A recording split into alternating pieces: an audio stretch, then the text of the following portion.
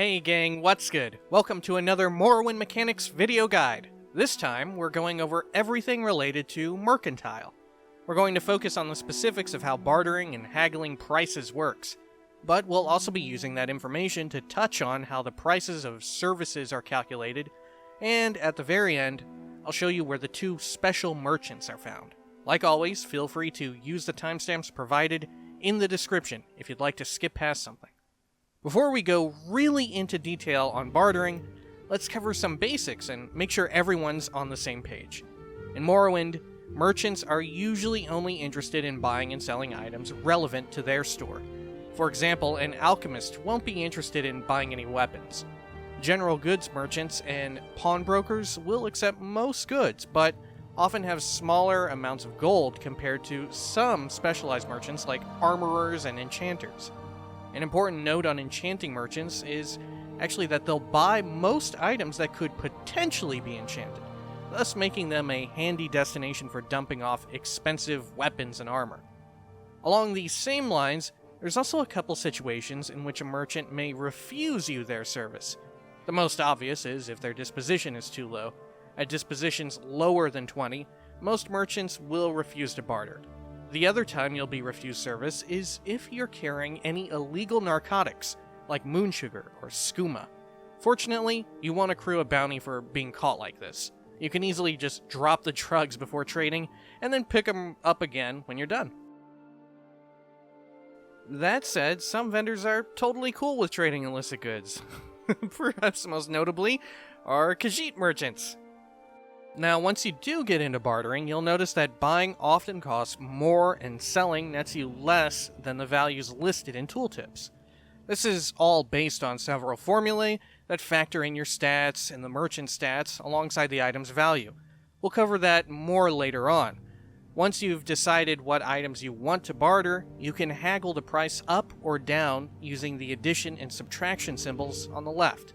Early on, you should only try to ever haggle a few gold at a time. When your offer is accepted, you'll successfully trade and your mercantile skill will increase by as little as 0.3 points or as much as 30 points. The amount of mercantile experience you gain for each transaction is relative to the percentage increase or decrease of your haggle. Anyway, backtracking a little bit, whenever you do make an offer, the merchant's disposition will go up or down by 1 point. This is dependent on whether or not they accepted or refused your offer. Normally, this change in disposition is temporary, and the merchant's disposition reverts to the level it was before trading once you close dialogue with him or her. However, you can make this change permanent using the popular Morrowind Code Patch mod. The last details on general bartering are that after 24 in-game hours pass, through any means, vendors will refresh their supply of gold and restock their replenishing items. Unfortunately, you can't really tell what items do and don't replenish at a glance. Also, merchants will keep items that you sold to them forever. This can actually be imperative to remember, as it's totally possible to sell very important quest-related items. Before we move on, I'd like to just real quickly run through the bugs inherent to the mercantile skill. Obviously, if you're using the unofficial Morrowind Code Patch mod, you don't need to worry about these things. Anyhow, first, as you exceed 70 levels in Mercantile, you may occasionally run into an issue in which merchants with high dispositions actually give you worse deals than NPCs with lower dispositions. You can sort of get around this by lowering their disposition and then reinitiating the trade. Secondly, there's a bug that can sometimes get you really good prices at low mercantile skill levels. This can even be compounded by the disposition bug we just covered. Finally, in the persuasion system, bribery is supposed to increase your mercantile skill, as it does factor in your mercantile level. However, it instead contributes to advancing your speechcraft level. If you want more on bribery, feel free to refer to my speechcraft guide, where we cover the entirety of the persuasion system in detail. Alright now, let's move on to the various formulae related to Mercantile. First, let's quickly cover the skill increase formula that we touched on just a bit earlier. It's on screen now.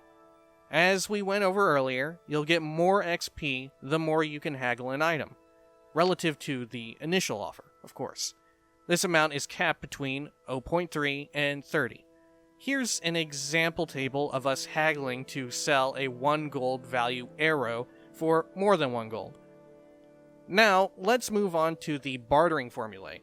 There's quite a few parts to this, so we'll go step by step. First, we need to calculate how a merchant values an item, and uses that to make an initial offer to the player. The first part of this step is to determine the item's price before accounting for player and NPC stats. For most items, this value is simply the amount listed on the item's tooltip. On screen now are the formulae used for the exceptions. Now, if you're digging through the game's code, I should point out that throughout all of this, I've changed the names of several variables and reordered things to make it easier to understand. Also, for the purposes of being used in future formulae, convert base item values to negative if you're buying, positive if you're selling. Anyway, they're all pretty self-explanatory. Weapons and armor are valued at tooltip price when fully repaired, but lose value as condition degrades. In a similar vein, items with uses like lockpicks and hammers lose value as their uses are expended. And finally, soul gems have their contained soul points multiplied against the tooltip value of the unfilled soul gem. So this means that soul gems filled to capacity have immense value compared to unfilled ones. So much so that some folks see it as an exploit, refusing to sell them or using mods to reduce prices. Do it at your own discretion. Alright, now that we've calculated the item's base price, it's time to run it through player and NPC stats to determine the initial offer. First, let's figure out whether we're buying or selling during a transaction. Since you can actually both buy and sell items in a single transaction, this is determined by whether we gain or lose gold during a transaction. Gaining gold means we're selling, and losing gold means we're buying. So the next calculation is to figure out our buy and sell ratings, which will, in turn, help us define the X variable in this stage. Note that if you're buying, you can ignore the sell rating formula. When selling, X is defined as whichever of the two ratings is the smallest. Now, these two ratings essentially weigh the players' and merchants' offer ratings against one another. A good way to think of it is that offer rating is how good a character is at making an initial trade offer before haggling. Now, if all of this has been hard to follow, I don't blame you. So, let's focus in on the one part of all of this that we can actually have an impact on while playing the game. That being player offer rating. We can see that our mercantile and disposition with the merchant are weighed equally. Though, technically speaking, dispositions below 50 offer a penalty and dispositions above offer a bonus. Then, every 5 points of personality or 10 points of luck are essentially worth 1 level in Mercantile. Finally, all of this is impacted by the fatigue modifier, which can be as high as 1.25 at full or as low at 0.75 at empty. Now, perhaps the most interesting thing about these values is that they're all hard capped. Mercantile and luck stop being valuable at 100. However, personality actually stops being valuable at just 50. Mind you that this is only when calculating a merchant's initial offer. There's no hard caps present later down the line. Anyway, going all the way back to the top, we now finally have enough information to solve for X. Then using that information, we can figure out our offer rating and, finally, the initial offer. Now, in case you skip the last step, if you're buying, then base price is a negative number here. Otherwise, if you're selling, it's a positive number. Oh, and of course, the initial offer must always be at least 1. Merchants won't ever initially offer to buy or sell an item for nothing. Everything has some value. Phew! Now that we know the initial offer, we can then move on to figure out our chance to haggle. In the same vein as before, the prices of the initial and haggled offers are negative values if buying and positive if selling. First, we need to figure out our base haggle chance. This boils down to checking the percentage change between the initial offer and our haggled offer. Now that we have our base haggle chance, we can run it through a few formulae to calculate our final haggle chance, as influenced by our stats and the merchant's stats. In this stage, we're essentially weighing our ability to haggle against the merchant's ability to haggle. Since it's unreasonable to expect anyone to run numbers through these formulae while playing the game, just as before, let's focus on what we can actually have an impact on, our own haggle rating. You'll see that it's nearly identical to our offer rating that we covered earlier. The key difference is that none of the contributions here from these stats are hard capped. Well, except for disposition, of course. Anyway, once we're through with this step, we at last have our final haggle chance. It's important to remember that this is a chance, so it can be worth it to try to make the same offer multiple times, especially when dealing with high-value items. The only downside to this is the temporary disposition reduction that you get with each refused offer, and even then, simply reinitiating dialogue will remove the penalty. Alright, with all that out of the way, let's now move on to how other merchants who provide services like fast travel or repair determine their pricing. We'll be skipping over the enchanting and spellmaking services, as I've already covered them in their respective guides. Check them out if you're curious. Before we get started, let's go over some things that apply to all of these service merchants. On screen now are the common formulae used by these services. You'll notice that this is all pretty close to what we used to calculate initial offer earlier in this video. And it is. I simply took the liberty to trim out what we don't need, being as we're only able to buy from these merchants, not sell. It should go without saying that these prices are all non-negotiable, of course, through haggling, but they can be passively influenced through character stats. So, what ultimately separates each service is how they define their base price. Thankfully, these definitions are all pretty simple. First off are skill trainers. Since this base price is actually based around your own skill level, you can use spell effects to temporarily drain your own skill level in what you want to train for lower prices. That said, if you're using the Morrowind code patch, well, it removes this. Next are fast travel providers. They're separated into two groups. Physical includes gondoliers, ship captains, and Siltstrider caravaneers. The Mages Guild offers teleportation between guild locations. Since it's magical in nature, distance doesn't factor into the cost. It's worth pointing out that travel costs are multiplied by your current number of followers.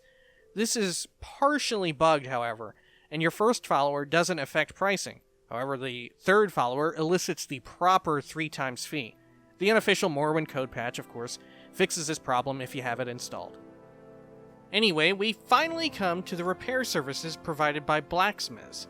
I guess it is worth noting that the armorer skill of the merchant isn't a factor, but otherwise, it's pretty mundane. Now, before we wrap up this guide, I'd like to cover the 2 special hidden merchants and where to find them. Now, if you'd like to discover them on your own, well, feel free to stop the video now. So, what makes these 2 merchants special isn't what they sell, but rather what they pay you when they buy your items. You see, when a merchant is considered a creature, like these 2 are, all of the formulae we went over to determine initial offer and haggle chance, all that, they're all completely ignored. These merchants always buy your items for base price. Remember that this does still factor in things like item durability or remaining uses. Nonetheless, they're a great option for selling valuable items on newer characters. So much so that some folks consider it an exploit. Use them at your own discretion. So, first of the 2 is the drunk, talking mudcrab merchant. It's found in the middle of nowhere on an island in the Azura's Coast region. The closest notable location are the Dwemer ruins named Mazansh. This mudcrab has 10,000 gold, but buys only weapons, armor, and potions. Thankfully, those are usually the most expensive items in the game. It also sells some booze, but that's unimportant. Now, some folks move this merchant to an easier to access location through console commands or a command spell. take care if you try the latter. You're essentially signing up for one of the worst escort missions of all time. The second of the two special merchants is Creeper, the Scamp. He carries just 5,000 gold, half as much as the Mud Crab. But he also buys all magical items and miscellaneous items. Perhaps the best thing about Creeper over the Mud Crab is that he's located in the town of Caldera and can easily be reached through the Mages Guild's fast travel service. He's holed up inside of Gorak Manor, hanging out with a bunch of orcs. There's also plenty of interesting trivia on this guy too. You see, Creeper is present in other Elder Scrolls games. You can find him in the Elder Scrolls Online at the Mournhold Outlaws Refuge. He doesn't talk in this iteration, but he's still pretty freaking weird. The other game he appears in is Oblivion. I'm using that word a little loosely here, since in Oblivion, during the Daedric quest for Clavicus Vile, Barbas the dog will let you know that for a while, he was a scamp making deals with orcs. I've also been a red guard. For a while I was a scamp, making deals with orcs. But for now, I am... So, I guess if that is to be believed, then that must mean Creeper has technically appeared in a few other Elder Scrolls games as well. Alright, that ought to do it for this guide on Mercantile. I'm pretty sure that covers every facet of merchants and trading in Morrowind. This one actually ended up being way longer than I thought it would be. Anyway, if you've got anything you'd like to add, or if you've got a correction, feel free to leave a comment. Otherwise, if you've liked this, consider having a look at my other Morrowind mechanics videos. The series is still growing, so be sure to check back every so often. I've also got a weekly playthrough of Morrowind on max difficulty, with new videos coming out every Monday. If you're into those sorts of playthrough videos, check it out as well. And if none of that piques your interest, thank you nonetheless for watching this one. Peace.